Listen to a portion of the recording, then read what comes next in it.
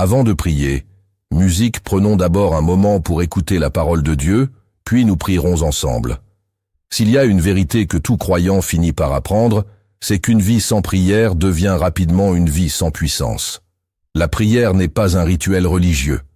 C'est le souffle de l'âme, le dialogue qui maintient votre esprit vivant devant Dieu. Si vous voulez voir la main de Dieu agir dans votre vie, si vous voulez voir un véritable changement, une transformation et une percée, musique, vous devez prier. La transformation ne commence pas par votre situation actuelle. Tout commence dans votre cœur. Et c'est la prière qui invite à cette transformation. Lorsque vous désirez renouveler vos pensées, purifier vos motivations et fortifier votre foi, vous devez vous présenter devant Dieu dans la prière. Lorsque vous désirez triompher des tempêtes de la vie, de la tentation, de la peur et de la confusion, vous devez vous agenouiller devant celui qui peut calmer toutes les tempêtes. Pour ressentir la présence de Dieu, pour marcher dans une intimité plus profonde avec lui, il faut lui parler. Et le meilleur moyen de parler à Dieu, c'est par la prière. La prière est une relation continuelle. Vous pouvez parler à Dieu aussi souvent que vous respirez, pourvu que votre cœur soit tourné vers lui. Plus vous passez de temps en sa présence, plus la paix envahit votre esprit, et plus la force remplit votre âme. La Bible nous en donne une image saisissante dans Jacques 5, 13, 18. Il est écrit « Quelqu'un parmi vous souffre-t-il? Qu'il prie. Quelqu'un est-il joyeux? Qu'il chante des psaumes. Quelqu'un parmi vous est-il malade? Qu'il appelle les anciens de l'Église, et qu'il prie pour lui, en loignant d'huile, au nom du Seigneur. La prière de la foi sauvera le malade, et le Seigneur le relèvera. Et s'il a commis des péchés, ils lui seront pardonnés. Confessez vos fautes les uns aux autres, et priez les uns pour les autres, afin que vous soyez guéris. La prière fervente du juste est d'une grande efficacité. Élie était un homme semblable à nous. Il pria avec ferveur pour qu'il ne pleuve pas. Et il ne plut pas sur le pays pendant 3 ans et 6 mois. Puis il pria de nouveau, et le ciel donna de la pluie, et la terre produisit son fruit. Remarquez combien de fois la prière est mentionnée dans ce passage. La prière apparaît dans presque chaque verset, car elle est essentielle dans toute situation. Si quelqu'un souffre, priez. Si quelqu'un est malade, priez. Si quelqu'un a besoin de pardon, priez. Si quelqu'un désire la guérison, priez. La réponse à chaque situation, chaque épreuve, chaque joie ou chaque peine est de se tourner vers Dieu dans la prière. Mais portons une attention particulière aux versets 17 et 18. L'Écriture dit qu'Élie était un homme semblable à nous. Cela signifie qu'Élie avait les mêmes limites physiques, mentales et spirituelles que nous. En d'autres termes, Élie n'était pas surhumain. Il était comme nous. Pourtant, quand Élie a prié, le ciel a répondu. Lorsqu'il a demandé à Dieu d'arrêter la pluie, le ciel s'est fermé pendant 3 ans et demi. Lorsqu'il a prié de nouveau, le ciel s'est ouvert et la pluie est revenue. Pourquoi est-ce important? Parce que cela nous rappelle que la puissance de la prière ne réside pas dans la personne, mais dans le Dieu qui entend. Élie était un homme ordinaire, mais il a prié un Dieu extraordinaire. Son secret ne résidait pas dans qui il était, mais dans sa manière de prier. Ses prières n'émanent pas de vaines paroles, elles étaient remplies de foi, et l'Écriture déclare que la prière fervente et efficace d'un homme juste est d'une grande efficacité. Cette vérité se répète tout au long de la Bible.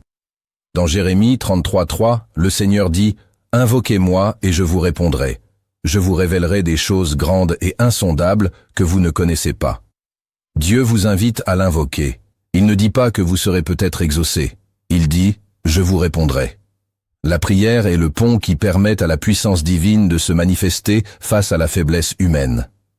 Le psaume 34:15 dit « Les yeux de l'Éternel sont sur les justes, et ses oreilles sont attentives à leurs cris. » Cela signifie que vos prières comptent pour lui. Votre voix touche son cœur. Mais nous devons aussi comprendre que la prière ne consiste pas seulement à demander. Il s'agit de s'aligner. Il s'agit d'harmoniser son cœur avec la volonté de Dieu. Jésus nous l'a parfaitement montré dans le jardin de Gethsémani lorsqu'il a prié « Père, que ta volonté soit faite et non la mienne ». C'est là le cœur de la véritable prière, ne pas imposer nos propres exigences. Il est important de s'en remettre à la volonté de Dieu. Parfois, vous prierez sans obtenir de réponse immédiate. Cela ne signifie pas que Dieu ne vous a pas entendu. Un délai n'est pas un refus. Dans 1 Thessaloniciens 5:17, il nous est dit de prier sans cesse. La prière ne se mesure pas à la durée de vos paroles, mais à la constance de votre connexion. Même les prières silencieuses murmurées dans votre cœur atteignent le trône de Dieu lorsqu'elles jaillissent de la foi. Et lorsque vous priez avec foi, les choses commencent à bouger. Peut-être pas toujours à l'extérieur de vous, mais certainement à l'intérieur de vous. La paix remplace l'anxiété. La force remplace la fatigue. L'espoir remplace le désespoir. Philippiens 4:6 nous rappelle « Ne vous inquiétez de rien, mais en toute chose, par la prière et la supplication, avec des actions de grâce, faites connaître à Dieu vos demandes. Et la paix de Dieu, qui surpasse toute intelligence, gardera vos cœurs et vos pensées en Jésus-Christ. » Alors, si vous voulez voir un changement dans votre vie, priez. Si vous voulez une transformation dans vos pensées, priez. Si vous désirez la guérison dans votre cœur ou votre foyer, musique, priez. La prière n'est pas un dernier recours. Elle devrait être votre premier réflexe. L'histoire d'Élie nous montre ce qui se produit lorsqu'une personne ordinaire prie un Dieu extraordinaire. Il n'avait pas plus de foi que vous. Il a simplement utilisé la foi qu'il avait. Il n'a pas été parfait. Il avait un esprit persévérant. Priez avec ferveur. Musique. Priez fidèlement. Comme le déclare Matthieu 21:22. Tout ce que vous demanderez en priant, si vous croyez, musique, vous le recevrez. Dieu est toujours fidèle. Prenons maintenant un moment pour prier ensemble. Saint-Esprit, je te demande aujourd'hui de m'aider à prier. Apprends-moi à parler au Père avec sincérité et foi. Aide-moi à considérer la prière non comme une corvée, mais comme une conversation quotidienne avec celui qui m'aime le plus. Que la prière devienne l'expression même de mon cœur. Donne-moi un esprit qui aspire à la communion avec toi. Que ma vie soit fondée sur la prière. Crée en moi un cœur qui désire ta présence plus que tout ce que ce monde peut offrir. Suscite en moi un désir de prière que rien d'autre ne peut satisfaire. Apprends-moi à avoir faim de Jésus, le pain de vie, et soif de l'eau vive qu'il est le seul à donner. Comme il est écrit dans Jean 6:35, Jésus leur dit « Je suis le pain de vie. Celui qui vient à moi n'aura plus jamais faim, et celui qui croit en moi n'aura plus jamais soif. » Seigneur, fais vivre cette vérité en moi. Qu'un feu sacré brûle en mon âme, me poussant à me prosterner encore et encore. Fortifie-moi pour prier. Sans cesse, aide-moi à persévérer, à rester fidèle et fervent dans la prière. Quand mon esprit est distrait ou fatigué, Saint-Esprit, musique renouvelle ma concentration. Rappelle-moi que la prière n'est pas du temps perdu. C'est le moment le plus important de ma journée. Ta parole dans Philippiens 4:6-7 me dit « Ne vous inquiétez de rien, mais en toute chose, par la prière et la supplication, avec des actions de grâce, faites connaître à Dieu vos demandes. » Musique. Et la paix de Dieu, musique qui surpasse toute intelligence, gardera vos cœurs et vos pensées en Jésus-Christ. Alors, lorsque je commence à ressentir de l'anxiété, de l'inquiétude ou de la peur, apprends-moi à venir à toi en prière. Quand le poids de la vie pèse sur mon esprit, aide-moi à le déposer aux pieds de Jésus. Apprends-moi à remplacer l'inquiétude par l'adoration et la peur par la foi. Que ta paix emplisse mon cœur des lieux où régnait autrefois l'anxiété. Esprit Saint, éveille mon esprit afin que je puisse prier en toute saison, que je me réjouisse toujours, jouisse, priez sans cesse musique, et rendez grâce en toutes choses. Seigneur, ouvre mes yeux spirituels afin que je puisse voir la beauté et le privilège de la prière.